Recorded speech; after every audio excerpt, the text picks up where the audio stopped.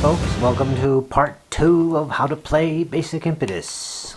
And so far it seems to be a pretty popular series for people. I'm happy with that. Anyway, what I'm going to cover in this part of the series, I'm going to go into the army lists and forming armies, how you represent generals, a little bit into the turn sequence, and showing some of the various conditions a unit can be in, their status if you will, and how I represent them in my games. So welcome back, this is part 2, and let's get right into it. Okay, let's take a look at the army list that you can find online.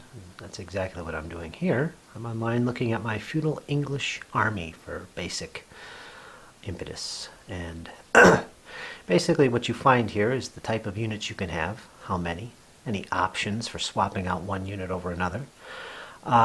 Sometimes the date, the exact date of the army that it represents. Their game stats, such as movement, basic unit value, impetus, demoralization value, special rules, such as longbow B, and up here at the very top, you'll see what's called VDT, and that stands for total demoralization value. That's army statistic. It basically tells you two numbers. First number in this case is 13. Second number, a 7, which is basically half of the 13 rounded up. And what these numbers represent is the total demoralization values of all your units together is 13. Now, when that reaches 7 or higher, the unit routes from the battlefield. So that's how that works. Now, to find out what those VDs are for each unit, I'll find that down here with the units, where they're described. In this case, we see that the feudal English army, let's see, the first column is number, the number of units. They got 2 of this type, which are CPs, which means heavy cav. Their movement is 8 units, or centimeters if you're using 15 mil. The next column says VBU, that's your basic unit value, in this case 6. Very important number, and we'll go into that when we get into shooting and combat. So yeah, basic unit value is 6. Next we have their impetus, or I rating. And that's a bonus you get when you charge or move into contact against an enemy. Sometimes the impetus bonus is nullified for things like against spear-armed foot, for instance, or pikes, in which case the knights in this case won't get that bonus of 2. And finally the VD number, which is the demoralization value, which in this case is 3. So each unit has 3 demoralization value. And when I lose 1 unit of heavy cav, it will bring my army 3 points closer to being demoralized. And in this case, I can have 2 of those knight units. Down here, we have 3 T troops, which are missile troops, and they have longbow B. I have 3 heavy foot troops units, no special rules for them, and 1 skirmisher unit with either sling, crossbow B, or javelin. I choose. And this army happens to have an option with it, which is to change one of my T units, which is missile troops, into one of these T units, which are basically crossbowmen. So I get swap out one of my longbow B units for a crossbow A unit. And in this case, all the stats are the same. The only difference would be that these guys would be crossbow A, and the others would be longbow B, which basically means crossbows are a little bit more effective at closer ranges against mounted troops. So it depends on your opponent, I guess, whether you take that option. And again, there's other army lists, but they all follow the same format, and that's how it works. Okay, folks. So yeah, that's looking at the army lists. Okay, so now you've seen the army on paper. This is what it looks like in miniature. Now, this is a complete 15mm feudal English army. All the bases I need with all options. Looking at the left over here, you can see there's my 1, 2, 3 units of missile troops with longbow B. And as an option, I do have this unit of crossbow A's, which can be used if I swap one of these longbows out. So I do have that. And I have my 2 units of knights, which is a heavy cav. My unit of skirmishers.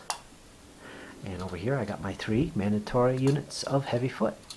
Now again, folks, one of the great strengths of this game Impetus is the number of figures you use on a base is totally up to you. and a lot of players like to put them in little dioramas and make them look interesting. In this case, I've got a knight there with this unit of footmen, which looks pretty cool and not necessarily unhistorical. So there you go, folks. That's what it looks like when it's in miniature. Another consideration when designing your army is which unit contains your general. Now, in Basic Impetus, there's only one general in an army, per army. And the army lists usually show you which units can contain a general. And these are usually marked with an asterisk or a star next to the unit description in the army list. In the case of the Feudal English, it's their heavy cav. I have 2 heavy cav units, maximum in my army, so I can choose which one will contain the general. And in Basic Impetus, once you attach a general to a specific unit, he stays with that unit for the rest of the battle. So if that unit ever routes from the tabletop, so does your general. And that's usually bad news. So it's important to choose wisely which unit, if you have a choice, contains your general. And make it clear to your opponent as well which unit actually has the general. And this is usually done by modeling. And in this case, this unit is usually my general, as I have a trumpeter there. I have a kingly type figure for the general, and a little big banner. So it's pretty obvious that that's a general unit. And sometimes you keep in mind that some armies have more options towards what units can contain generals. Sometimes it's a heavy foot unit can contain your general. Other times it's a heavy cav. It depends on the army, actually. So look closely at your army lists, and remember, look for those little stars or asterisks next to the unit name, and those are the ones that can contain your single general for your army. One thing we need to take a look at during a game is a unit's status, their condition. Basically, there's 2 types of conditions in Impetus. One is a unit that is fresh, taken no losses, ready to go. And the second is a worn unit, one that has taken permanent losses, damage during the battle. And we use little markers to represent that condition on each unit. As I said earlier, I like to use little micro dice to show my permanent losses. And that's what we have here. In fact, it shows that 1 damage was accumulated by this unit, which means it is worn. Now the other 2 units, right here in the center, he's marked as disordered, but that has no effect on the unit's status, so he's still fresh. He hasn't taken any permanent losses. And on the far left, the unit of knights, the heavy foot, has taken no losses whatsoever and is basically still fresh. So yes, there we go. You got your fresh status, and then you have your worn status. And they affect various abilities in the game. Which we'll get into later, but enough to know that those are the 2 classifications of troops in the game.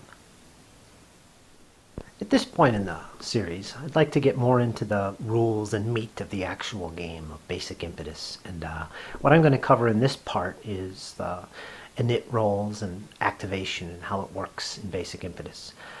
Before I do that, I'd just like to mention that it's important to note that there is no set sequence of events in Impetus. It's pretty much dictated by initiative rolls, and whoever gets initiative picks a unit and starts doing things with that unit. And usually it's 1 action at a time, and I'll go into that next, what can be done by a unit. But it's important to note that. There's no phases, no shooting sequence, no shooting phase, no melee phase. Unit activates and does an action.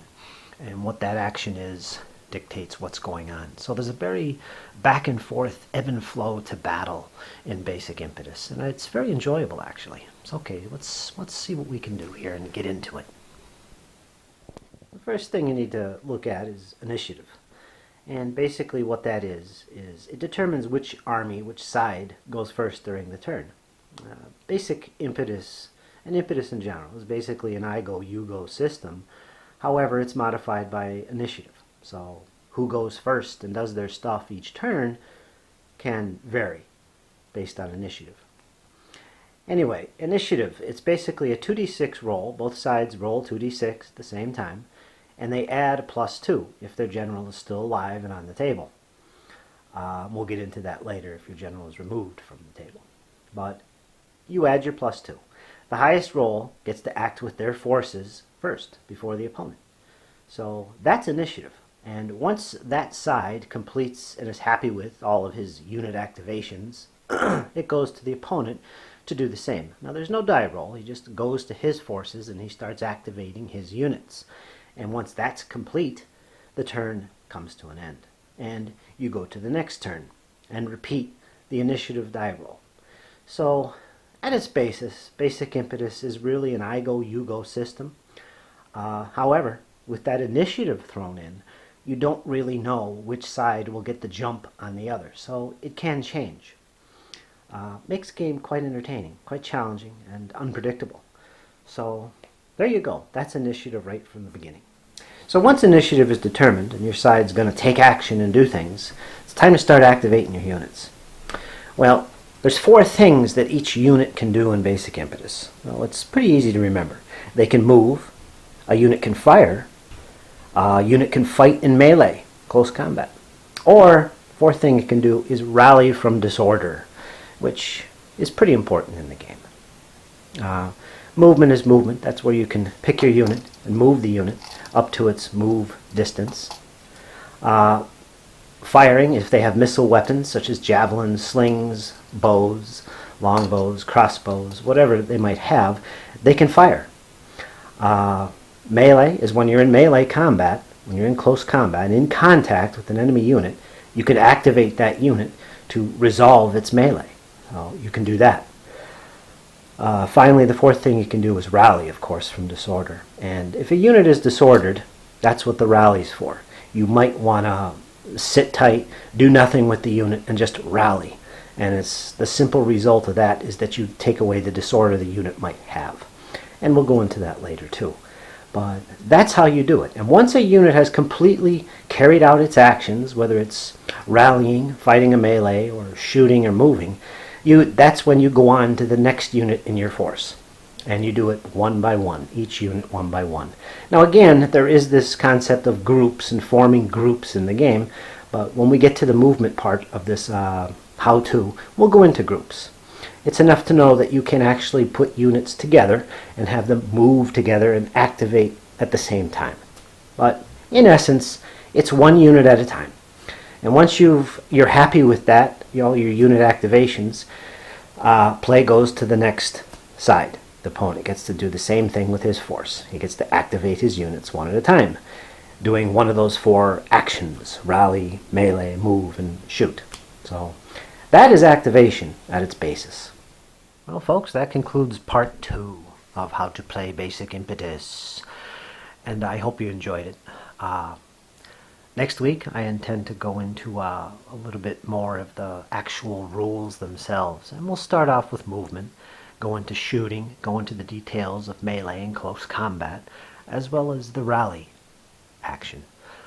So yeah, we'll get more into the actual things you can do with your units, and we'll talk more about groups when we get into the movement section. Thank you for joining me. I hope you enjoyed and learned a little bit something about Basic Impetus, and maybe even inspired you into getting into Basic Impetus. Okay, folks, stay tuned for the next part to this series. Thanks a lot.